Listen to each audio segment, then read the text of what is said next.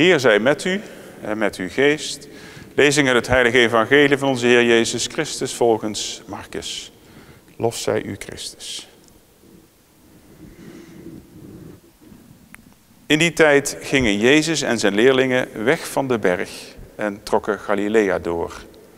Maar wilde niet dat iemand het te weten kwam, want hij was bezig zijn leerlingen te onderrichten. Hij zei hun: de mensenzoon wordt overgeleverd in de handen der mensen. En ze zullen hem doden. Maar 3 dagen na zijn dood zal hij weer opstaan.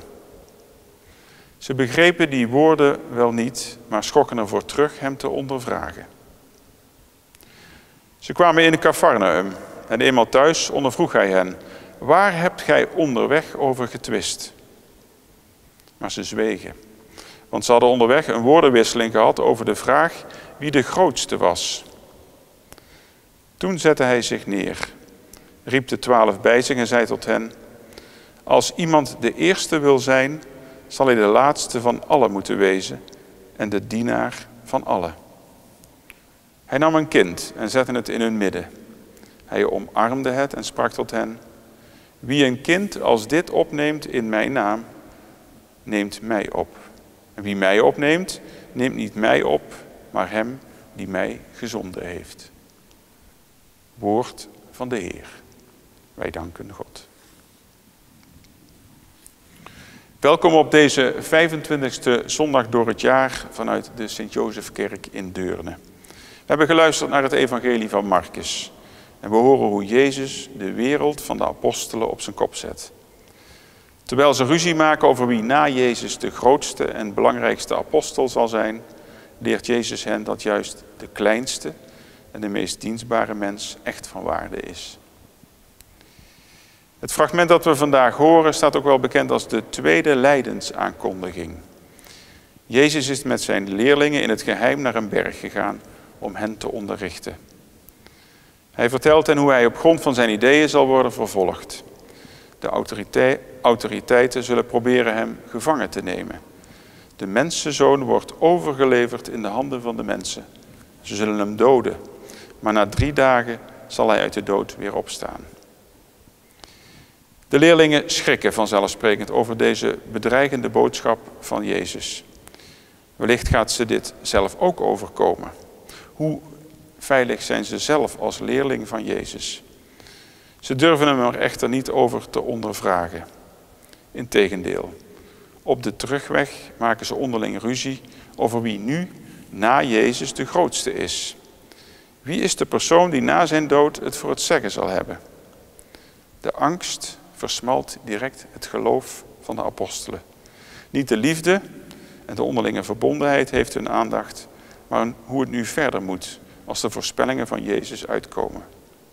Zijn ze soms die belofte van de verrijzenis alweer vergeten?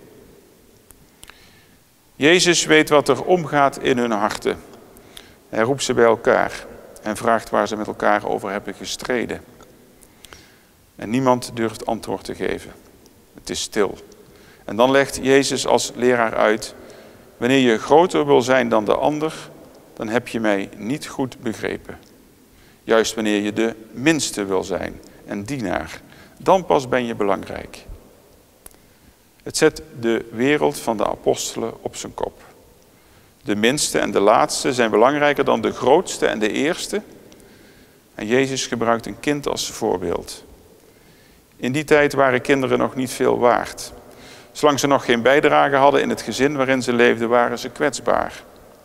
Pas wanneer ze voor de dieren konden zorgen of de gewassen konden beschermen en oogsten, werden ze een volwaardig lid van de stam.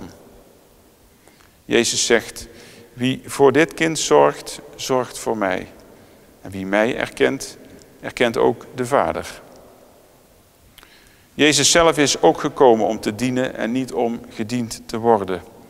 Hij vraagt om een geloof waarin liefde en vrede met elkaar centraal staan. Ruzie en geweld wijst hij af.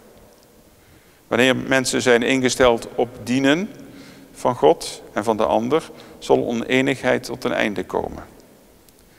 En dat is niet zomaar een naïeve veronderstelling. Vrede op aarde voor iedereen. Het is een rotsvast geloof in de wonderen die uit naam van Jezus zijn gedaan en die nog steeds worden gedaan. En dat begint met het geheim van de Eucharistie.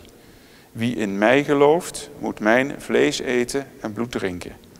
Dat geheim, dat zijn oorsprong vindt in de verrijzenis, wordt hier door Jezus aangekondigd. Samen met een belangrijke leefregel.